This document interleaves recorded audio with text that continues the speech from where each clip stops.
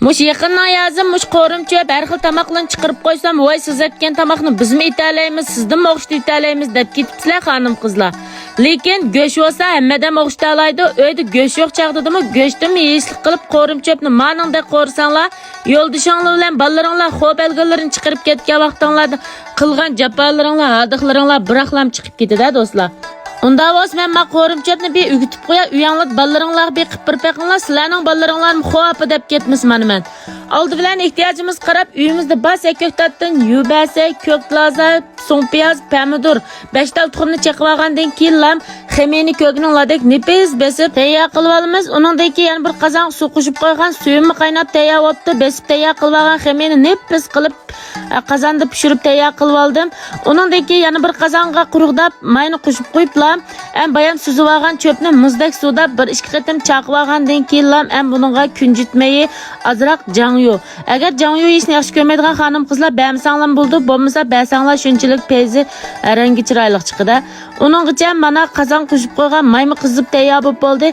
Tuxumni chaqib bilan buning azroq tuz solib, ravrus qo'chib, qozon qo'shib olsak, qozonda ezilib ketmay, mana mush xil holatda shunchalik pezi pishib chiqadi. Uningdan keyin tuxumning oldi-keynini pishirib elib olgandan keyin endi qozonda qilib qolgan mayga bayatdan to'g'rab tayyor qilib olgan so'ng piyozni solib olamiz. So'ng piyozni solib purg'i chiqqich qo'rib olgandan keyin endi bayatdan to'g'rab olgan pomidorni solamiz. Pomidorimizni ravrus qo'rib olamiz. Ezilib mana mush xil holat kelib bo'g'il tug'a vaqtida buning azroq tuz solib yana qo'rib olamiz. Uningdan keyin uyda chanig'al lazım 1,5 qo'shiq solib oldim. Uningdan keyin uyda uzanlarning qaysi tetutqonli bo'lsa shu tetutqonni yerim bo'loq to'kib yana azroq qo'rib olgandan keyin palak bilan ko'klazni solib olamiz. Palak bilan ko'klazni bek uzoq qo'rmaymiz. 2 mantilab buningga yetarlik suv qo'shib olamiz. Suvni qo'shgan vaqtimizda bek jiqni qo'shmaymiz, bek ozmi qo'shmaymiz. Suv qo'shishning oldida to'g'rab tayyor qilib olgan tuxumni solib olamiz.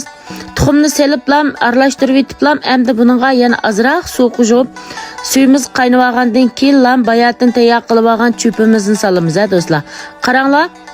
Sizlarchi bugungi qo'rimchap o'xshagandek turamdi xonim qizlar. Oilat go'sht yo'q deb o'ltamay tuxumdimi, mushuningdek o'xshagan qo'rimchaplarni ballarimizni qilib beralaymiz do'stlar.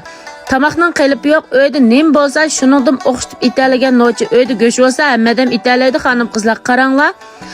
Bu so'mallat pishib tayyor bo'lib qolgandan keyin o'zimiz yaxshi ko'rgan taqsirlarimizga usablam ballarimning oldiga chiqib berganda ballarimni shunchalik maqtab turib yeb ketdi do'stlar. Qaranglar. Ko'rib mishag'ichkaga azlarim qo'llash yuzidan haqsiz yurganlarni aymay meni qo'shmag'ada davomli qo'shib olinglar. Kunda mushuningcha ailemizning oddiy ham yeyishib bo'lgan tamoqlarni yo'llab ham bahrlab turma. Meni qo'llagan do'stlarimga rahmat.